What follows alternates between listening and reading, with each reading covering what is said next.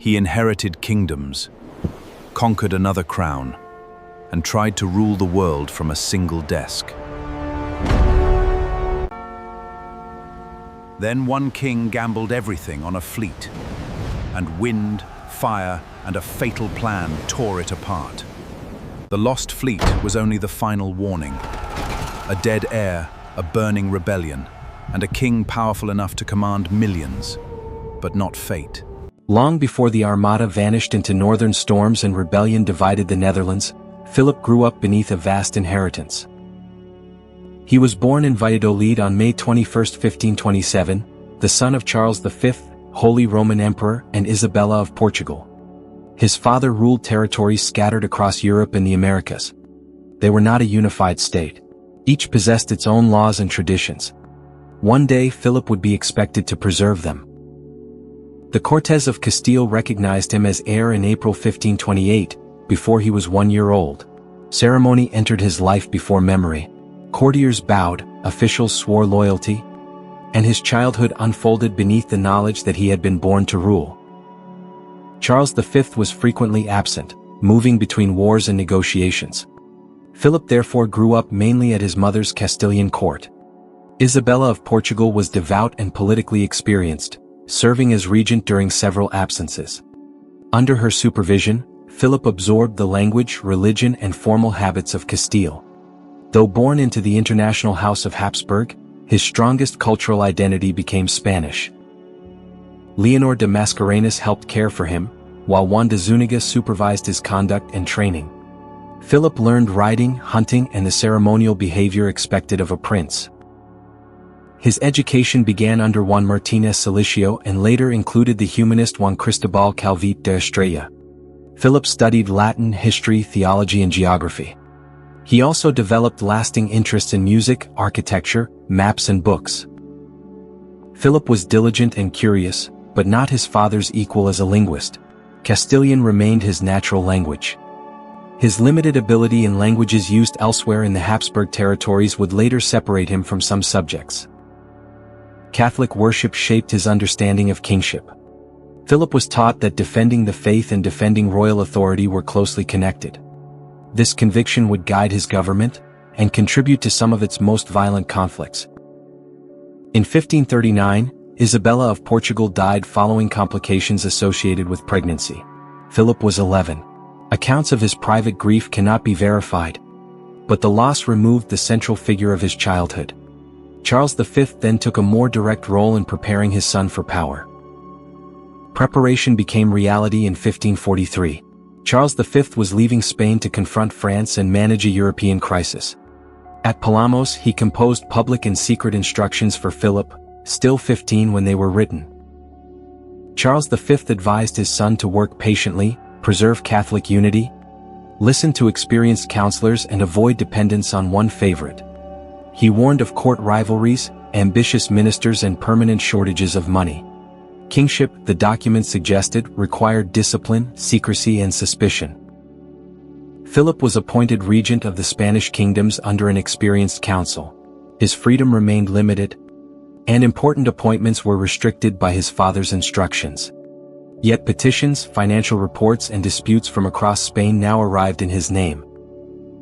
At an age when most princes were learning how to appear royal, Philip was learning how government worked, through councils, documents, and decisions carried from chamber to chamber. The quiet boy from Valladolid had not yet become Philip II. But the doors of the empire had begun to open before him. In 1543, as the young Philip began learning the burdens of government, another duty was placed before him: marriage.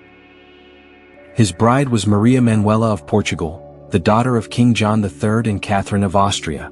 Philip and Maria were both 16 years old, and they were closely related through the royal houses of Spain and Portugal. Their union required papal approval, but such marriages were common among European dynasties, where bloodlines, territory, and political alliances often mattered more than personal choice. The wedding took place in Salamanca in November 1543. The streets were decorated, bells rang above the city, and the court celebrated a union intended to strengthen relations between the two Iberian kingdoms. Contemporary evidence reveals little about the private emotions of the young couple. Later writers sometimes portrayed their marriage as deeply affectionate, but the surviving record does not allow that claim to be made with certainty. For Philip, marriage was not simply companionship. It carried the expectation that he would produce an heir and secure the future of the dynasty. On July 8, 1545, Maria gave birth in Valladolid to a son named Carlos. The arrival of a male heir should have been a moment of triumph. Instead, celebration quickly turned into mourning. 4 days after the birth, Maria Manuela died from complications associated with childbirth. She was only 17. Stories later circulated about the exact cause of her death, including claims about fever, medical mistakes, or the food she consumed after giving birth. These details remain uncertain and should not be treated as established fact. What is clear is that childbirth remained extremely dangerous, even inside the most powerful royal courts of Europe. The infant Don Carlos survived, but his health would become a source of anxiety. His parents' close relationship has often been discussed as a possible factor in his later physical and psychological difficulties. Modern retrospective diagnoses, however, remain speculative.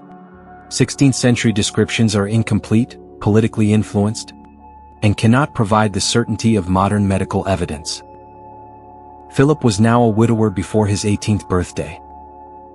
Once again, the surviving documents tell us more about his official responsibilities than his private grief. He continued to attend councils, receive reports, and carry out the duties of regency. The habits that later defined his rule were becoming stronger: long hours at a desk, careful reading, written questions in the margins, and a reluctance to make decisions without examining every available detail.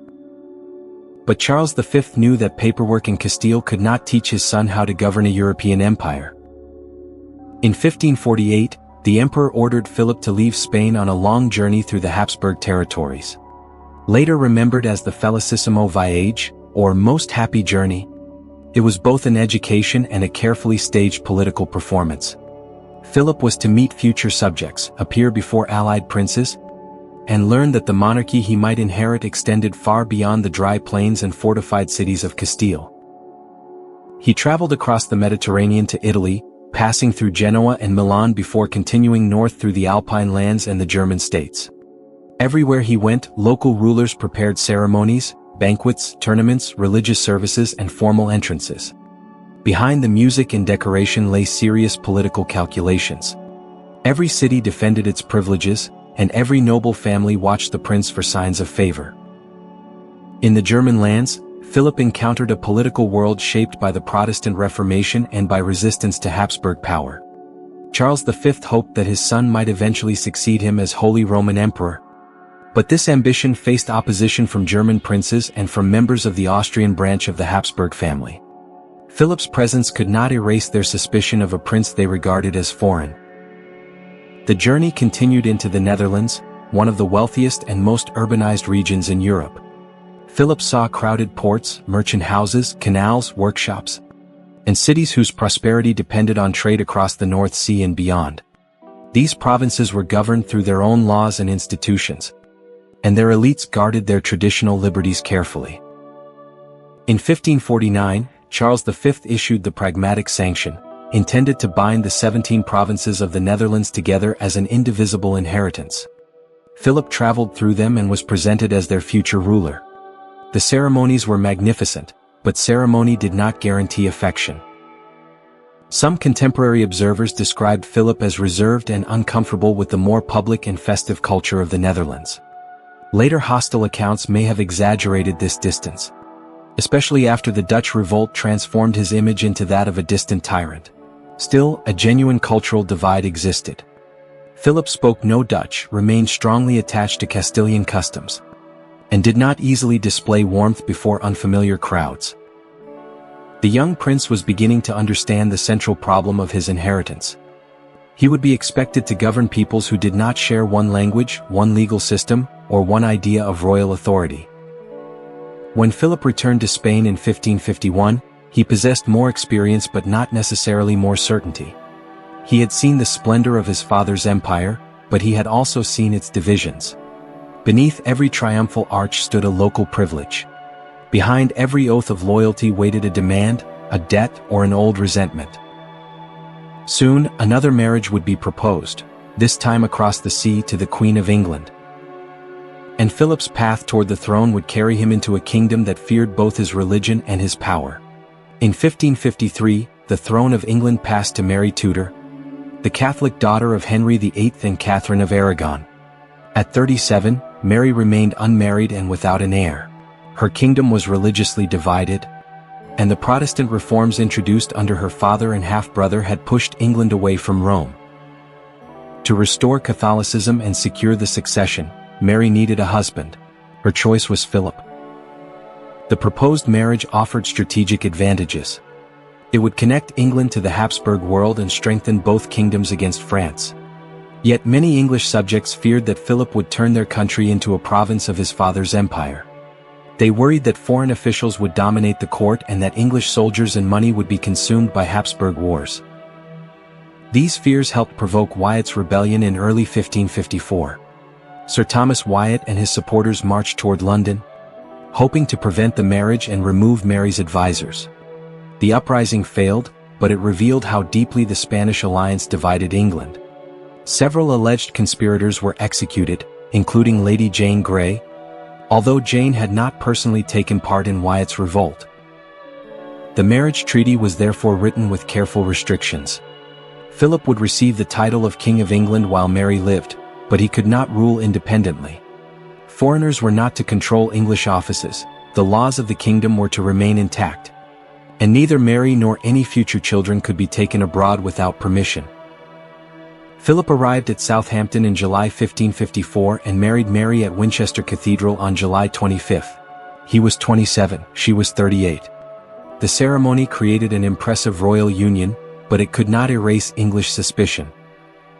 Philip appears to have behaved cautiously and courteously. He distributed gifts, listened to English counselors, and avoided publicly treating England as a conquered country. Some reports suggest that he intervened to protect individuals from punishment, although later attempts to portray him as consistently merciful are exaggerated. The restoration of papal authority and the persecution of Protestants occurred under Mary's government. Hundreds were burned for heresy, leaving a lasting wound in English memory. Philip's precise influence over these policies remains debated. He supported Catholic restoration, but the surviving evidence does not justify placing every decision personally in his hands. By late 1554, Mary believed that she was pregnant. Her abdomen appeared to enlarge and preparations were made for a royal birth. Philip would gain enormous influence if Mary produced an heir, especially if the child inherited claims in both England and the Habsburg territories. But no child came. The pregnancy was never medically confirmed, and historians cannot diagnose its cause with certainty. It may have been a false pregnancy, an illness, or a combination of physical and psychological factors. By the summer of 1555, the court could no longer deny the truth. That same year, Philip left England for the Netherlands, where his father was preparing to surrender power.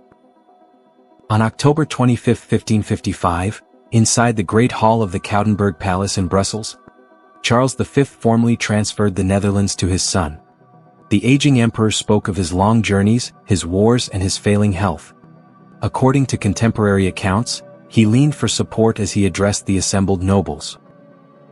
In January 1556, Charles also transferred the Spanish kingdoms and their overseas possessions to Philip.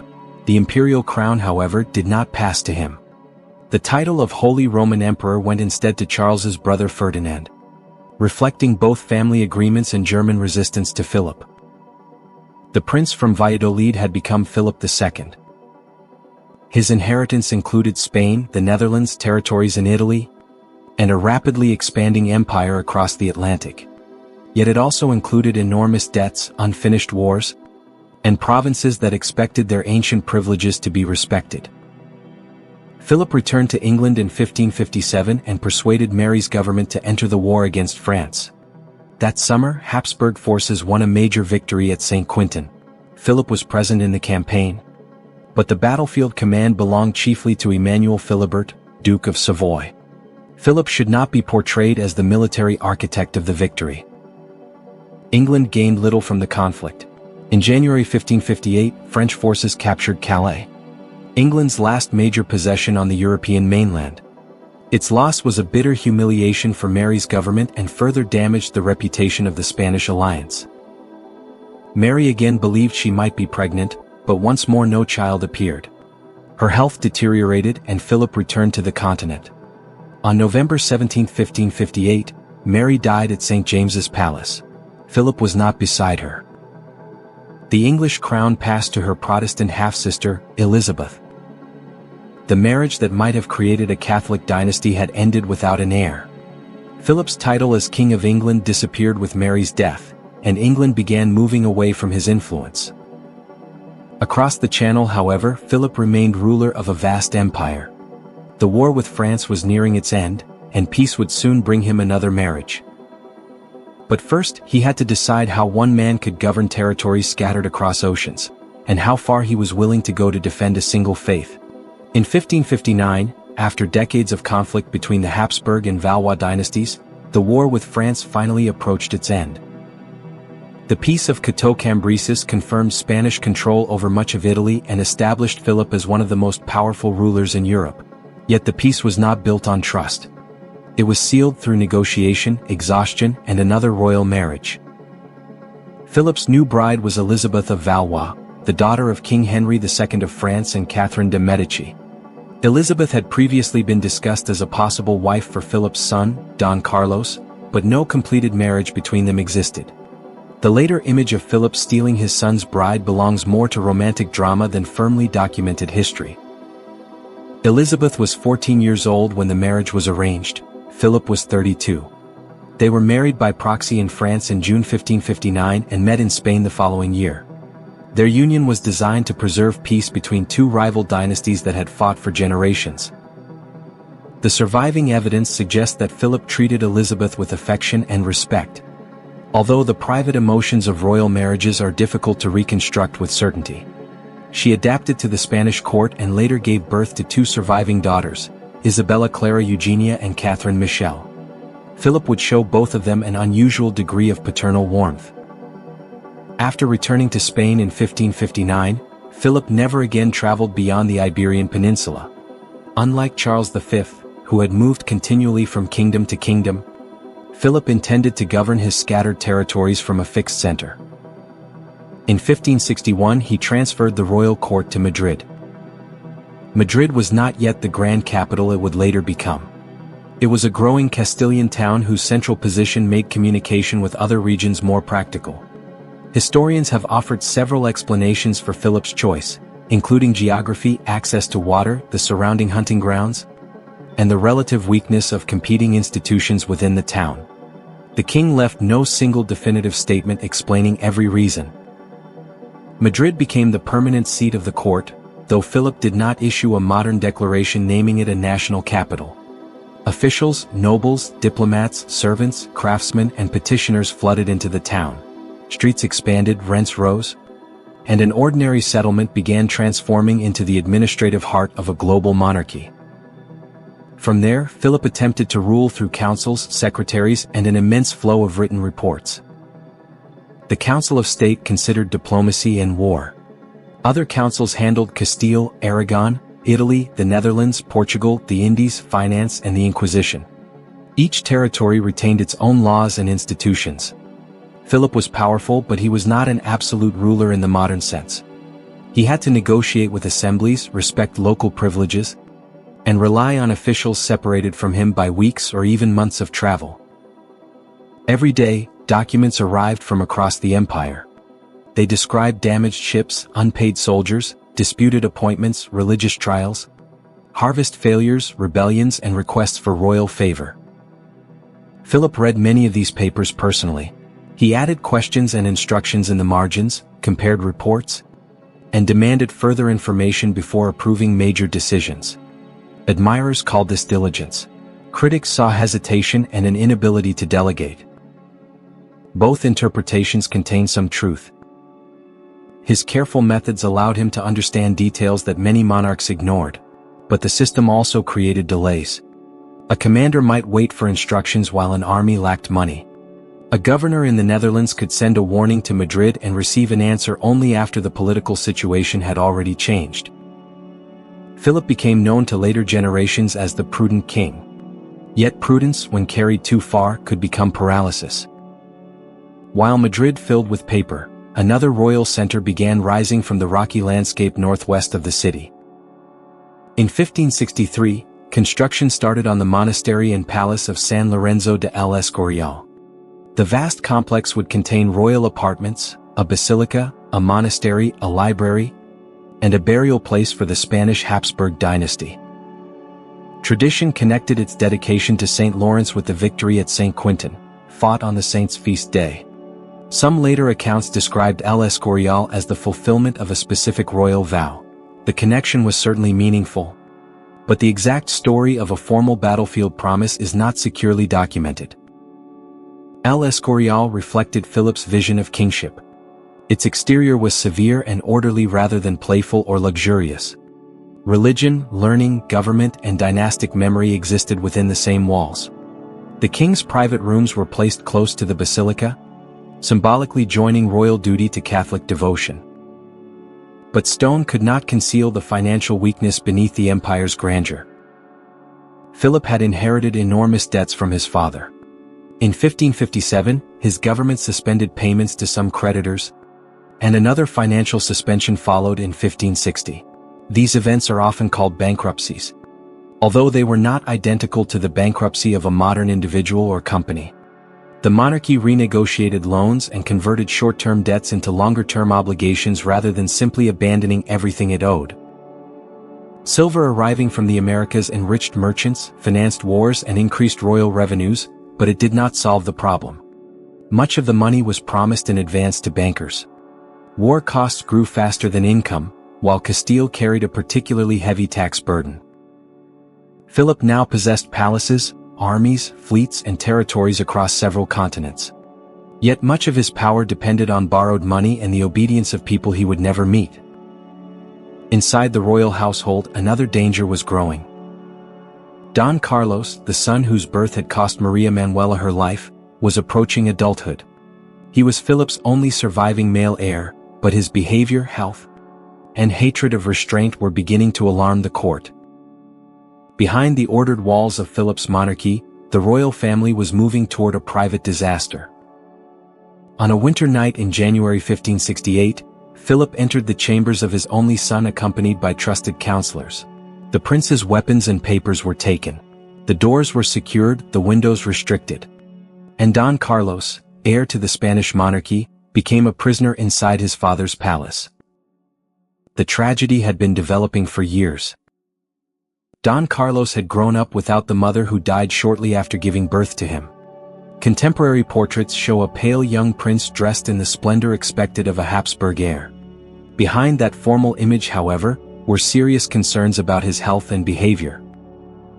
In 1560, at the age of 15, Carlos was formally recognized as Prince of Asturias. 2 years later, while studying at Alcalá de Henares, he fell down a staircase and suffered a severe head injury. His condition became so desperate that physicians performed dangerous procedures, including opening his skull.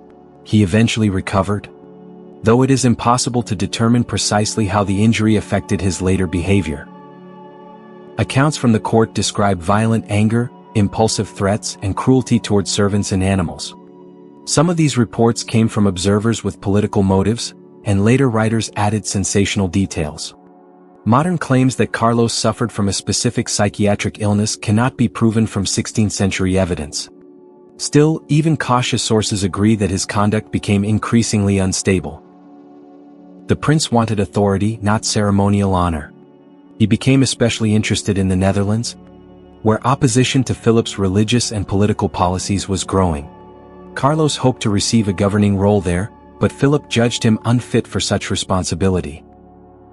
When the Duke of Alba was chosen to lead royal forces into the Netherlands, Carlos reportedly reacted with fury.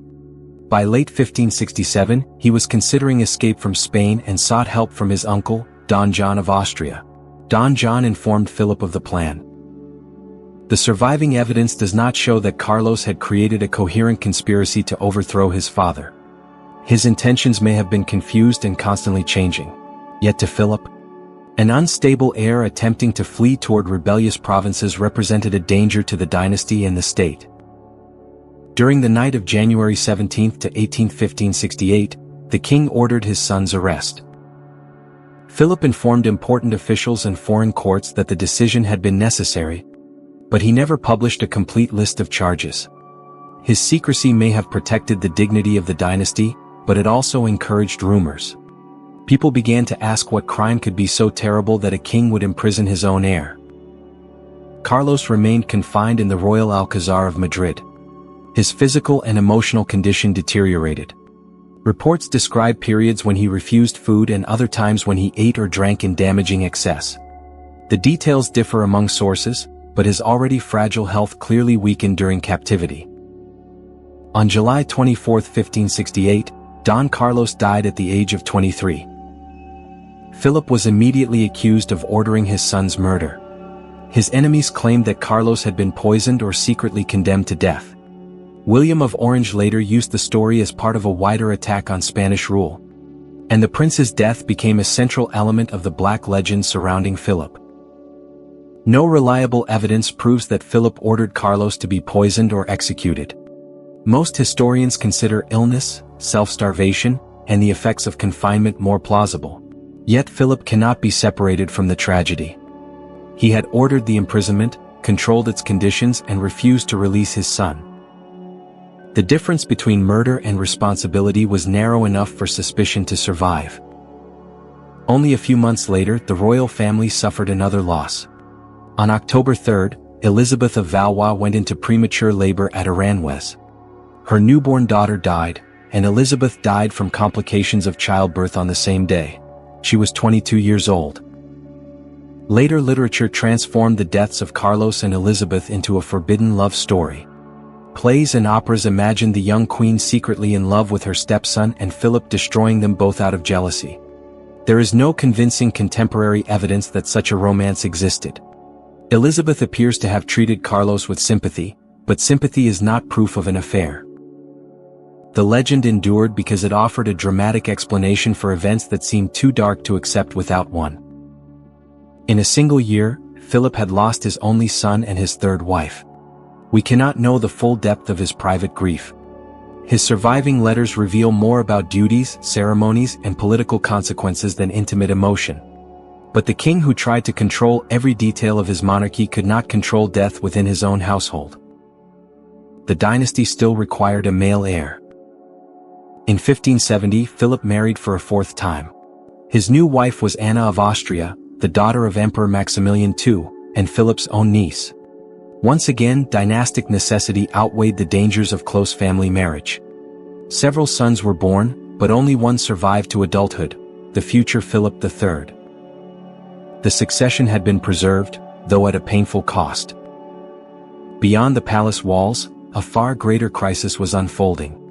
In the Netherlands, religious violence had erupted, royal authority was collapsing, and the Duke of Alba had arrived with an army. Philip had imprisoned one rebellious son. Now entire provinces were preparing to resist him. And no locked door could contain what was coming. In the summer of 1566, statues began falling inside the churches of the Netherlands. Altars were broken, paintings torn down, and images of saints shattered beneath the feet of crowds. To Philip, the destruction was not merely vandalism. It was an attack on the Catholic faith, royal authority, and the order he believed God had entrusted him to defend. Yet the crisis had deeper roots. The Netherlands consisted of 17 provinces with different laws, languages, and traditions. Their wealthy cities were accustomed to governing many of their own affairs, while nobles expected consultation before royal policies were imposed. Resentment grew over religious persecution, administrative centralization, taxation, economic hardship, and the influence of officials seen as outsiders. Philip governed these lands from Spain through his half-sister, Margaret of Parma. In 1566, a group of lesser nobles presented her with a petition asking for the anti-heresy laws to be relaxed. According to a famous account, one of Margaret's advisors dismissed them as mere beggars. Whether the precise words were spoken as later remembered is uncertain, but the rebels adopted the name with pride. That August, the iconoclastic fury began in Flanders and spread across the provinces. Calvinist crowds entered Catholic churches and stripped them of images they considered idolatrous. Poverty, hunger, and anger at the clergy also contributed in some places. The violence was not equally organized everywhere, and many Catholics, as well as moderate Protestants, were horrified by it. Margaret's government restored order in many areas before a royal army arrived. Discussions in Madrid considered punishment, pardon, and compromise. In the end, Philip concluded that rebellion and heresy had to be met with force. In 1567, Fernando Álvarez de Toledo, Duke of Alba, entered the Netherlands with veteran troops. Margaret resigned, and Alba became the dominant representative of royal authority. He established a special tribunal known officially as the Council of Troubles. Its enemies called it the Council of Blood. Thousands were investigated, property was confiscated, and large numbers fled abroad. More than 1,000 people were executed, although precise totals vary between historical studies. The most shocking victims were Lamoral, Count of Egmont, and Philip de Montmorency, Count of Horn. Both men were Catholic nobles who had served the Habsburg monarchy. Egmont had helped defeat the French at St. Quentin. Yet their opposition to royal policy was treated as treason. On June 5, 1568, they were executed in the main square of Brussels. Their deaths demonstrated that rank, loyalty, and Catholic faith offered no protection against suspicion. William of Orange had already escaped to his family's lands in Germany. His property was confiscated, and he emerged as the most important leader of armed resistance. His early invasions achieved little, but repression continued to drive refugees, nobles, Calvinists, and discontented towns into opposition. The struggle was not a simple war between Spain and a united Dutch nation. The provinces were divided and people changed sides. Catholics fought for the revolt, while some Protestants remained loyal to the king. Local interests could matter as much as religion. Both sides also committed violence. Royal troops carried out brutal reprisals, while rebel forces attacked Catholic clergy, destroyed churches, and killed suspected collaborators. In 1572, exiled privateers known as the Sea Beggars captured the port of Brielle. The victory was small in military terms but enormous in political effect. Town after town in Holland and Zeeland joined the revolt and recognized William of Orange as their leader. Alba responded with sieges and exemplary punishment. Some towns surrendered, others were stormed. At Naarden, royal troops massacred inhabitants after entering the town. Haarlem endured a long siege before falling, while Alkmaar resisted successfully. Alba also attempted to impose new taxes, including a levy remembered as the 10th penny. Resistance came not only from rebels but also from merchants and loyal provincial institutions that feared economic ruin. By 1573, Philip recalled Alba.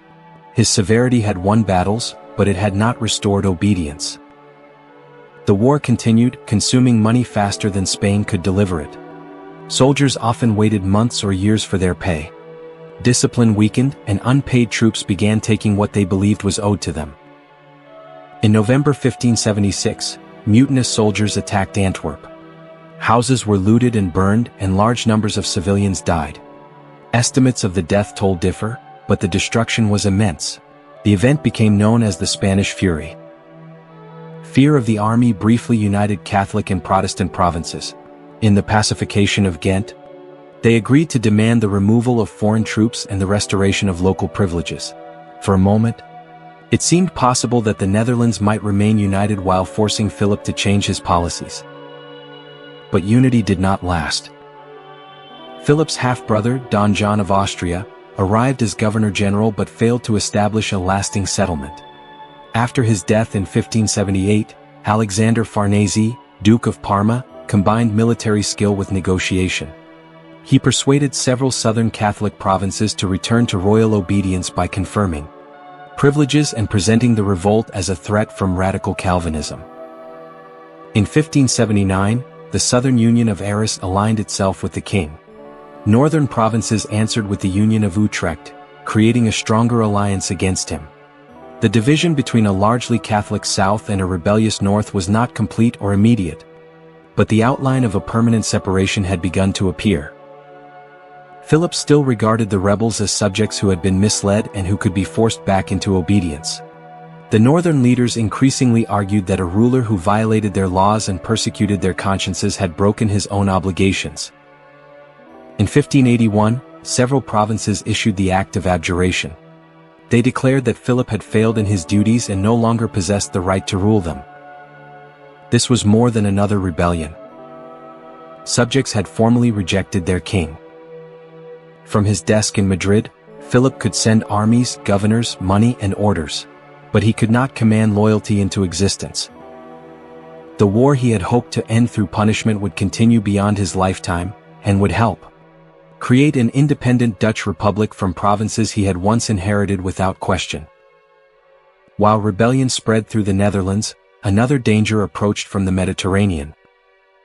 For generations, the Ottoman Empire had expanded across southeastern Europe and North Africa. Its fleets threatened Christian shipping, raided coastlines, and competed with Spain for control of ports and islands.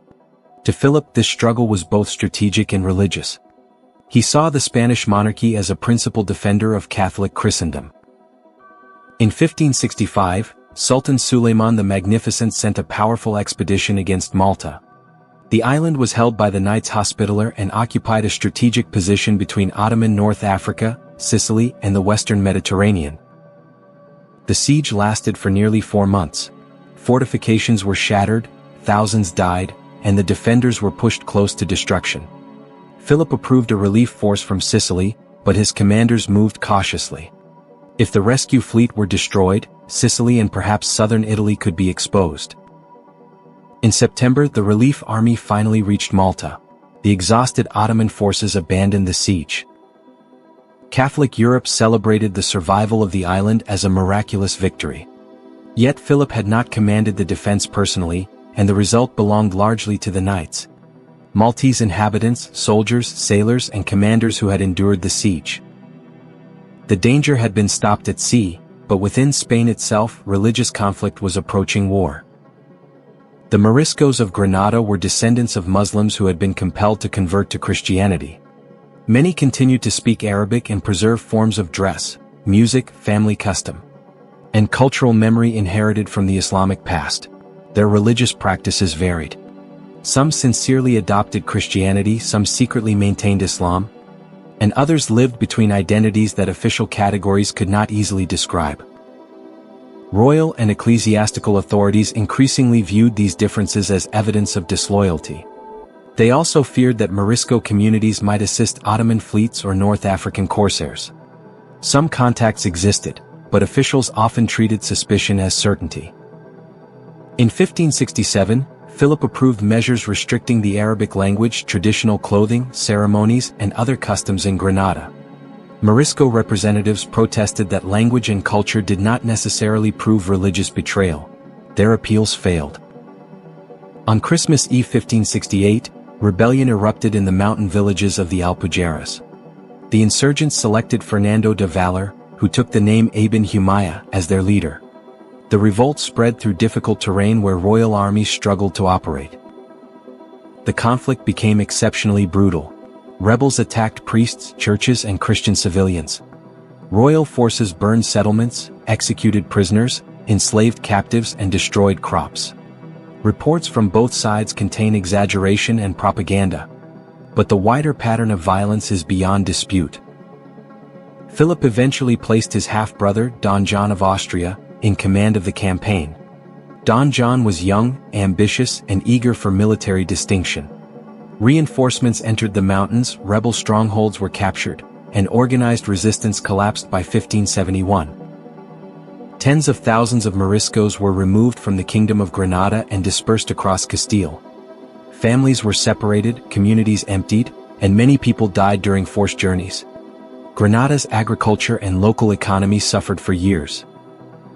The final expulsion of the Moriscos from Spain did not occur under Philip II. It was ordered decades later, during the reign of Philip III. But Philip II's suppression and dispersal of the Granada Moriscos marked a decisive stage in their destruction as a distinct regional community. Even before the Mountain War had fully ended, the Mediterranean crisis returned. In 1570, Ottoman forces invaded Venetian-controlled Cyprus. Pope Pius V worked to create a Catholic alliance known as the Holy League. Spain joined Venice, the Papal States, and several Italian powers in assembling a great fleet. Philip appointed Don John of Austria as its supreme commander. On October 7, 1571, the opposing fleets met near Lepanto in the Gulf of Patras. Hundreds of galleys formed long lines across the water. Cannon fire rolled over the sea before soldiers fought at close range across decks crowded with smoke, splintered wood, and bodies. The battle ended in a devastating Ottoman defeat. Many of their vessels were captured or destroyed, and thousands of enslaved Christian rowers were freed. The Holy League also suffered heavy losses, but it had won the greatest naval victory Catholic Europe had seen in generations. Church bells rang from Rome to Madrid. Paintings, poems, and religious ceremonies presented Lepanto as proof of divine favor. For Philip, the victory strengthened his claim to be the defender of Catholic Europe. But Lepanto did not destroy Ottoman power. The Ottoman navy was rebuilt with remarkable speed. The Christian alliance weakened through disagreement, and Venice made peace with the Sultan in 1573. The following year, Ottoman forces recovered Tunis, showing that Spain could not permanently control the central Mediterranean. Lepanto was a major tactical and psychological victory. It challenged the belief that the Ottoman fleet was invincible and helped secure the western Mediterranean. Yet it did not produce the final triumph imagined in Catholic celebrations. Philip's monarchy had won a glorious battle without ending the war. This pattern appeared repeatedly throughout his reign. Victory created new obligations. Every conquered fortress required soldiers. Every fleet required money. Every defense of the faith created enemies who could not simply be erased. To supporters, Philip was the shield of Catholic Europe. To the Moriscos driven from Granada, the Protestants persecuted in the Netherlands, and the families caught between armies, that shield could feel like a blade. The Mediterranean had given Philip his most celebrated victory. But the empire was turning westward toward Portugal, the Atlantic, and territories more distant than anything his father had ruled directly. Soon, an unexpected death would place another crown within his reach. In 1578, a young king crossed from Portugal into Morocco in search of glory. Sebastian of Portugal dreamed of conquest in North Africa and of a Christian victory that would secure his reputation. Against the warnings of experienced advisors, he led an army into the Moroccan interior. On August 4th, at the Battle of Alcácer Quibir, the Portuguese force was destroyed. Sebastian disappeared amid the fighting and was accepted as dead. Although uncertainty about his remains later encouraged legends that he might return, false claimants would appear for years. But no credible evidence suggests that the king survived the battle. Sebastian was 24 and left no child. The crown passed to his elderly great-uncle, Cardinal Henry. As a senior churchman, Henry had no legitimate children, and his short reign became a search for someone who could continue the House of Avish. When he died in January 1580 without naming a universally accepted successor, Portugal entered a dynastic crisis. Several candidates claimed the throne. Philip was the son of Isabella of Portugal and a grandson of King Manuel I. Catherine, Duchess of Braganza, also descended from Manuel and possessed a serious hereditary claim. Antonio, Prior of Crato, was another grandson of Manuel, though his birth outside a recognized royal marriage weakened his legal position. There was no single rule of succession that produced an answer accepted by everyone. Law, blood, nationality, influence, and military power all shaped the outcome. Philip used negotiation before invasion. He promised Portuguese nobles positions and rewards, sought support from senior clergy and merchants, and argued that his rule would protect Portugal's overseas empire. His immense power also stood behind every negotiation. Many members of the Portuguese elite supported him, but others feared that their kingdom would disappear beneath Castilian authority. Antonio appealed more directly to popular resistance.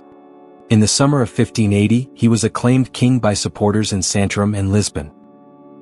Philip responded with force.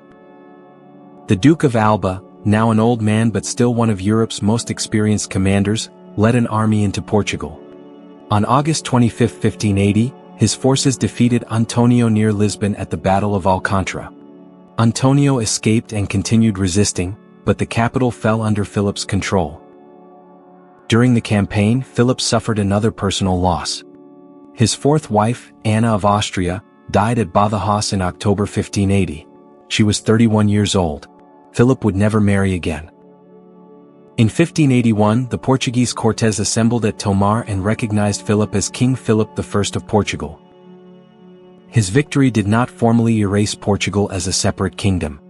The arrangement later known as the Iberian Union was a dynastic union. Portugal and the other Iberian kingdoms shared one monarch while retaining distinct laws and institutions. Philip promised that Portuguese offices would normally be held by Portuguese subjects. The kingdom would preserve its currency, courts, taxation systems, and overseas administration. Portuguese affairs were to be handled through Portuguese officials. And the empire would not simply be absorbed into Castile.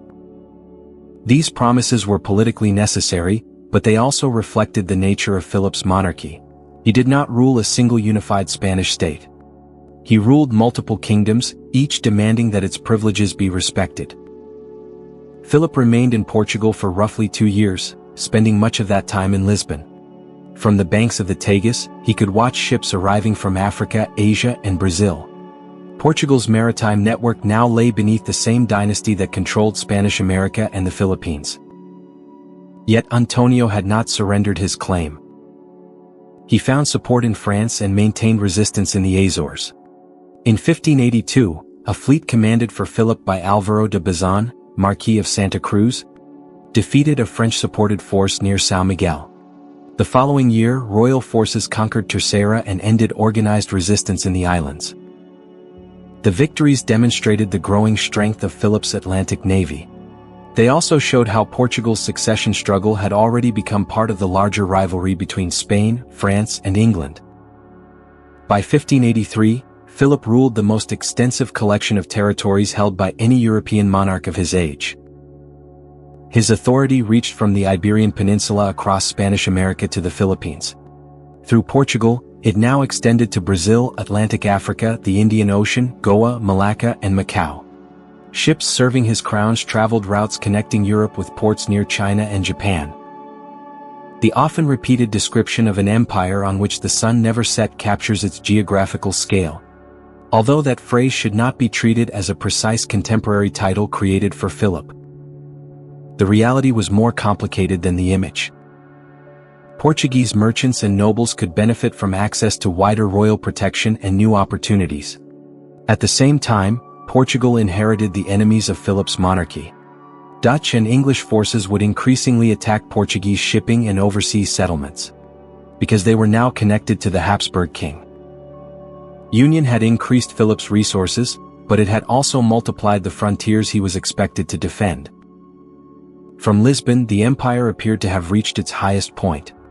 The Mediterranean victory at Lepanto lay behind him. Portugal had been secured. Silver continued to cross the Atlantic, and royal ships sailed on nearly every known sea. But power at such a scale created dangerous illusions. A map could color distant territories with the same royal emblem. It could not reveal how slowly messages traveled, how often soldiers went unpaid, or how easily one lost fleet could expose an ocean. Across the Channel, Elizabeth I was aiding the Dutch rebels. English privateers were attacking Spanish commerce, and religious hostility was turning into open strategic conflict. Philip had gained another crown without losing a great war. Soon he would risk a fleet in an attempt to gain control over another kingdom. This time the sea would not obey him. The war with England did not begin when Spanish sails appeared in the Channel. It had been growing for years through piracy, religion, rebellion, and fear. When Elizabeth I became queen in 1558, Philip initially avoided open conflict. England was weaker than Spain, but it occupied a crucial position beside the Netherlands and along the routes connecting Iberia with northern Europe. Philip also preferred a Protestant Elizabeth to the possibility that France might dominate England through Mary, Queen of Scots. That calculation gradually changed. English privateers attacked Spanish shipping and settlements in the Atlantic. Francis Drake raided ports, captured treasure, and completed a voyage around the world with wealth taken partly from Spanish possessions. When Elizabeth knighted him in 1581, Philip's court viewed the ceremony as royal approval of piracy. England also became more deeply involved in the Netherlands. Elizabeth supplied the rebels with money and allowed their ships to use English ports. In 1585, the Treaty of Nonsuch sent English soldiers under Robert Dudley, Earl of Leicester, to assist the Dutch openly. Philip could no longer treat England as a neutral kingdom. Religion made compromise even more difficult. Pope Pius V had excommunicated Elizabeth in 1570, and Catholic conspiracies continued to form around Mary, Queen of Scots, who had been held in England since 1568. In 1586, English agents uncovered the Babington Plot, a plan to assassinate Elizabeth and replace her with Mary. Ciphered correspondence was used to show Mary's involvement. The degree to which Elizabeth's agents encouraged or manipulated the conspiracy remains debated, but Mary was tried and convicted under English law. On February 8, 1587, Mary was beheaded at Fotheringhay Castle. Her execution outraged Catholic Europe, yet it was not the single cause of the Armada. Philip had already begun considering a major attack on England.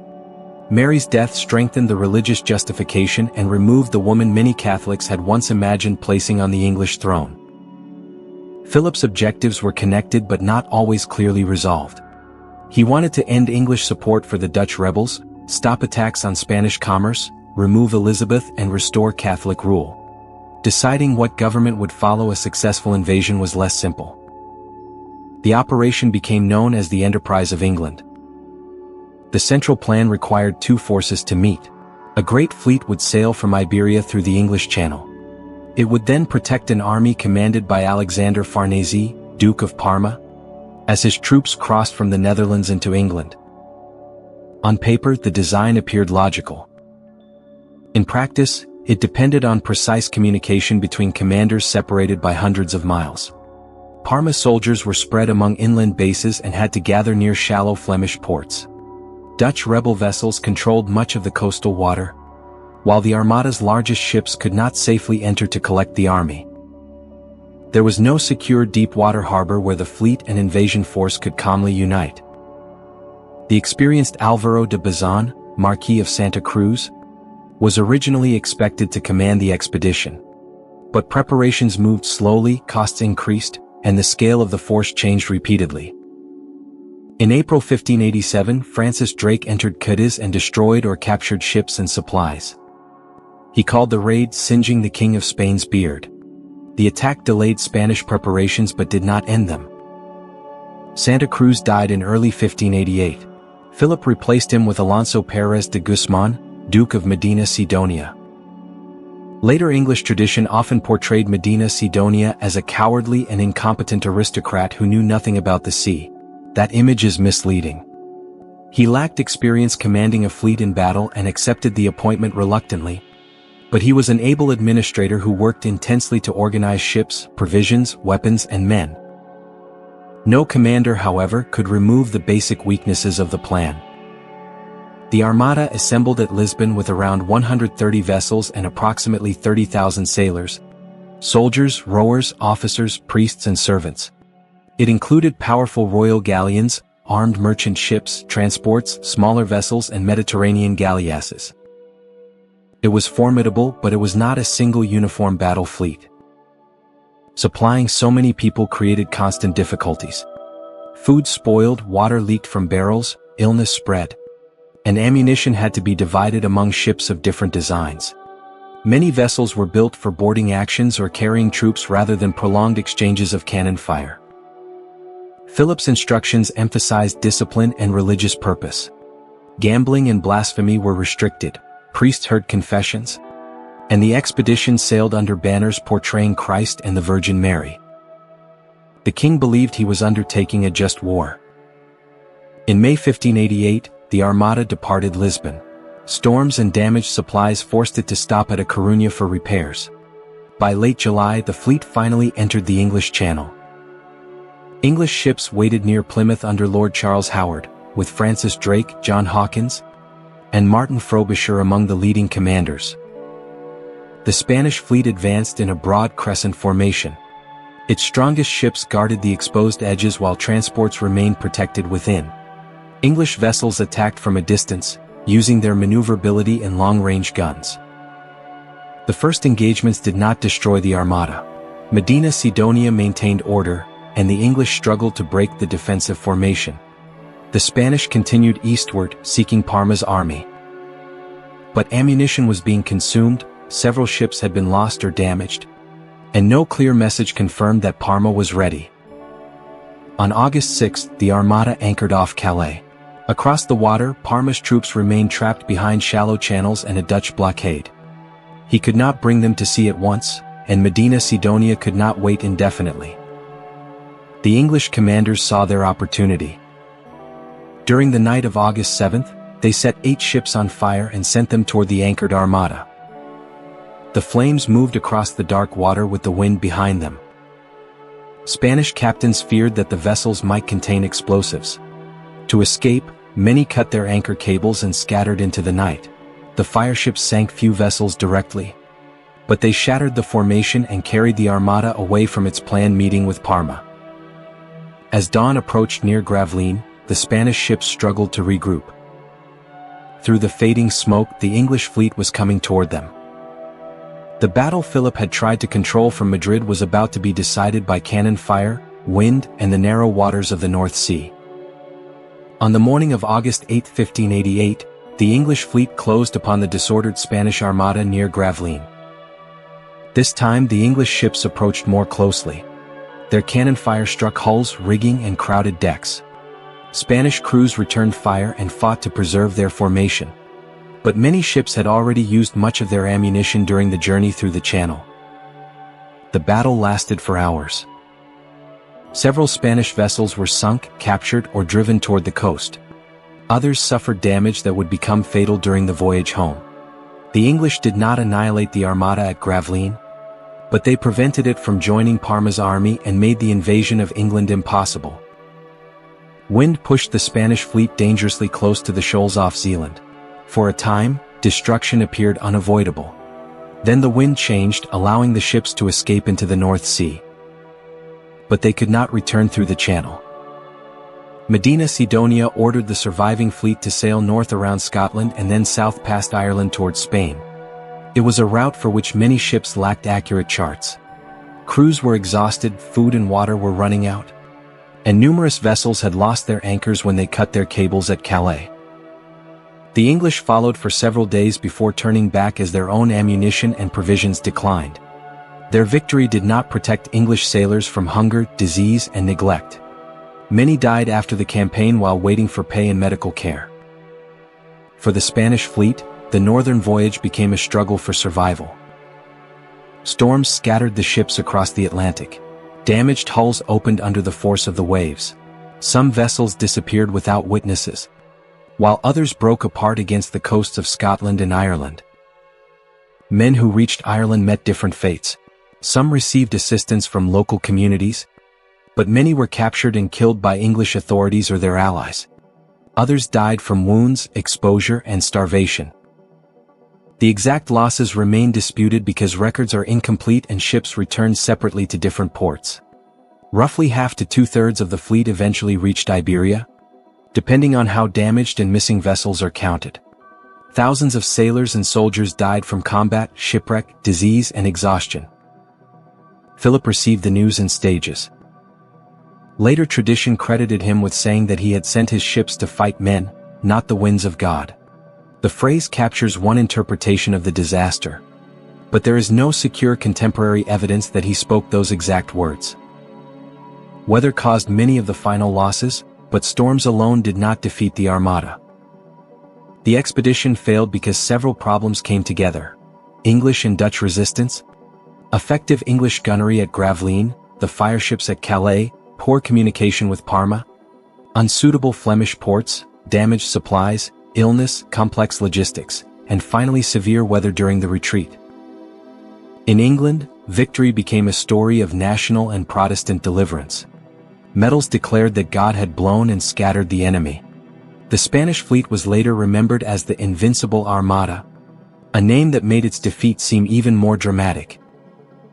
But Spain had never officially claimed that the fleet was literally invincible. Nor did the defeat cause the Spanish monarchy to collapse. The Anglo-Spanish War continued. In 1589, England launched a large counter-expedition against Iberia. The so-called English Armada failed with heavy losses at A Coruña and during an unsuccessful attempt to provoke a Portuguese uprising around Lisbon. Spain rebuilt ships, protected most Atlantic treasure routes, and remained a major European power. Philip attempted further expeditions against England in 1596 and 1597, but storms and logistical problems disrupted them before they could achieve their objectives. The sea continued to deny him a decisive victory. War also consumed his resources on land. In France, Philip supported the Catholic League during the French Wars of Religion and opposed the Protestant claimant Henry of Navarre. Philip promoted the possible rights of his daughter Isabella Clara Eugenia to the French throne, but French support for her remained limited. Henry converted to Catholicism, entered Paris, and became King Henry IV. In 1598, the Peace of Vervins ended the conflict between France and Spain largely by restoring the earlier territorial settlement. By then, Philip's finances were again in crisis. His government suspended payments in 1596, the fourth major financial reorganization of his reign. American silver continued to arrive, but war, debt, and the cost of defending a global monarchy consumed revenue almost as quickly as it appeared. The empire was still powerful. It was also exhausted. Philip's own body was failing. He suffered from severe pain and recurring illness, including gout. Descriptions of his final condition are detailed and distressing, but modern attempts to identify one precise disease remain uncertain. In the summer of 1598, he was carried to El Escorial, the palace, monastery, library, and royal burial place he had spent decades creating. He could no longer sit for long at the desk where so many decisions had been made. Yet reports and religious observances continued to surround him. Near his chambers stood the basilica, and beyond its walls lay thousands of books, paintings, relics, and the tombs of his dynasty. Philip II died at El Escorial on September 13, 1598. He was 71 years old. His son succeeded him as Philip III, inheriting a monarchy that stretched across oceans but remained burdened by debt and war. Philip had ruled Spain for more than 40 years. During that time, his territories reached a geographical scale few rulers had ever possessed. He strengthened royal administration, supported art and architecture, built El Escorial, acquired Portugal, and helped make Spain the dominant Catholic power of his generation.